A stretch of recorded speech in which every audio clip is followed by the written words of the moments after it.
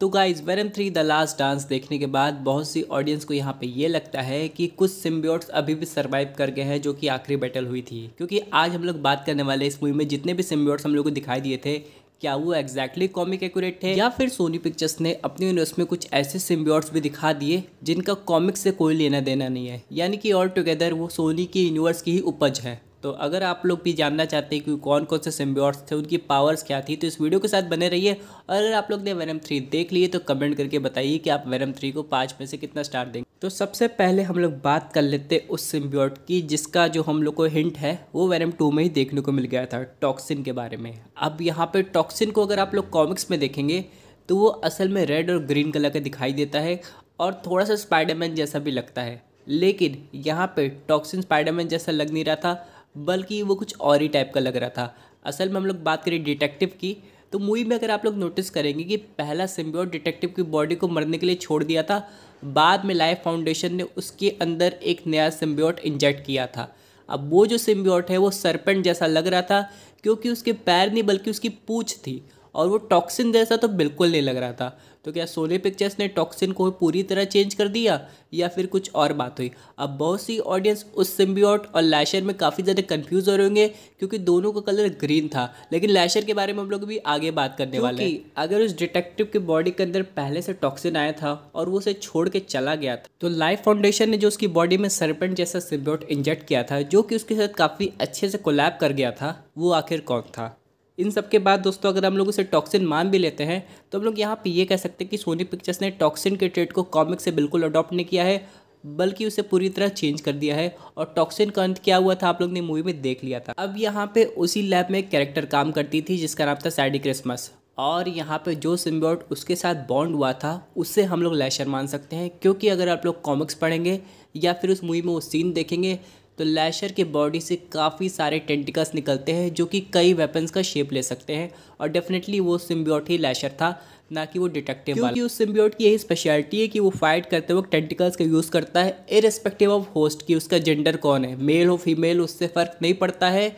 वो अगर अपने होस्ट के साथ बाइंड अप हो गया है तो वो उसी तरह वर्क करेगा जिस तरह कॉमिक्स में दिखाया गया है। अगला सिम्बियोट काफ़ी ज़्यादा इंटरेस्टिंग है, जो कि है एग्ने का। अब यहाँ पे जो डॉक्टर टेडी थी जो कि वहाँ पे काम कर रही थी, उनकी स्टोरी आप लोग को पता होगा कि उनके ऊपर बिजली गिर गई थी जिससे उनकी ब्रदर की डेथ हो गई थी। बाद में वो जो बिजली के इम्पैक्ट है वो अभी भी उनकी बॉडी में थे, और जैसे ही वो एक पर्पलिश सिम्बियोट से बॉन्ड होती है, उनकी जो हिडन पावर्स है, जो लाइटनिंग पावर्स है, वो एक्टिवेट हो जाती है, या फिर वो जो सिम्बियोट है वो उनकी पावर्स को इन्हांस करके उनकी स्पीड बढ़ा देता है, जिसकी वजह से वो सैडी क्रिसमस को बचा पाती है मूवी के अंत में। और यहीं से दोस्तों एग्नी सिम्बियोट की शुरुआत होती है। हालांकि देखने में बिल्कुल कॉमिक एक्यूरेट लग रहा है, लेकिन पावर्स की बात करें तो एग्नी के पास एसिड स्पिटिंग की पावर्स है, यानी कि वो अपने मुंह से एसिड निकाल सकती है। लेकिन अगर आप लोग मूवी में नोटिस करेंगे तो ये पावर्स उसकी दिखाई नहीं गई, शायद हो, लेकिन उसने वो यूज़ नहीं की, बल्कि उसने यहाँ पे डॉक्टर टेडी की पावर्स यानी कि हिडन इलेक्ट्रिक बोल्ट की पावर्स को यूज़ किया, जिसकी वजह से वो स्पीड में आ गई थी।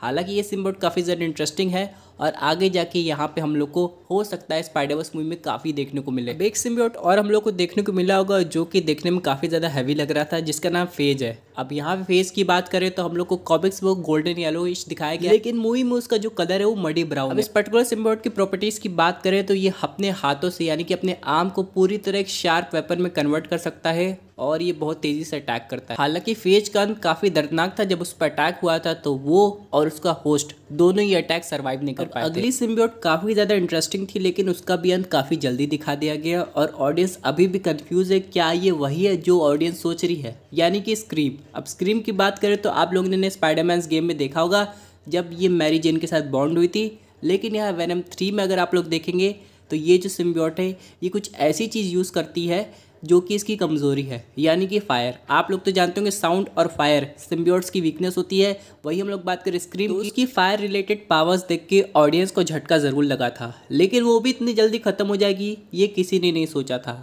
हालांकि सोनी ने सिर्फ एक दो सिम्बियोट को स्पेयर करके बाकी को ख़त्म कर दिया। इसका मतलब ये है कि आगे जाके जो सिम्बियोट की कहानी है वो हम लोग शायद डिफरेंट मल्टीवर्स में ही दिखाई देगी। और यहाँ पे आप लोग को फाइट में 2 हेडेड सिम्बियोट भी देखने को मिला होगा, जो कि कॉमिक्स की बात करें तो हाइब्रिड जैसा बनने की कोशिश कर रहा है, लेकिन सोनी पिक्चर्स ने इसे पहली बारी बनाया होगा अपने हिसाब से, और यहाँ पे उसका भी अंत हो गया था।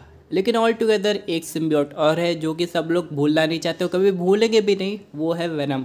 और वो इतना एडवांस सिम्बियोट है गाइस कि यहाँ पे वो अपने एक्सपीरियंस से इतने सारे जेनोफेज को बांध के वहाँ चला गया, प्लस एडी ब्रॉक को बचाया भी, अपना सेक्रीफाइस भी किया और एक तरीके से नल को कैद भी रखा। और कहीं ना कहीं अगर सोनी वापस से वेनम 4 बनाने के मूड में आता है तो बहुत सारे सिम्बियोट्स अभी भी लैब में होंगे जो कि कॉकरोचेस की मदद से सर्वाइव करके होंगे और वो आगे जाके दिखाई देंगे। आखिरी सवाल ये आता है कि अगर टॉक्सिन है ही नहीं तो वो गया कहाँ।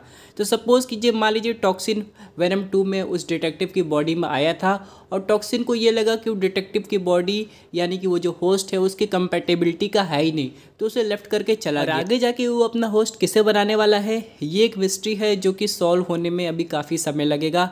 बात करें एडी ब्रॉक की तो इस समय वो बिल्कुल अकेला है, वेनम की याद में डूबा है। लेकिन कहीं ना कहीं बहुत सी ऑडियंस ये थ्योरी बना रही है कि जब भी एडी ब्रॉक हम लोग को दिखाई देगा, चाहे सोनी पिक्चर्स की किसी मूवी में या फिर MCU में, उसके पास एंटी वेनम सिम्बियोट होगा।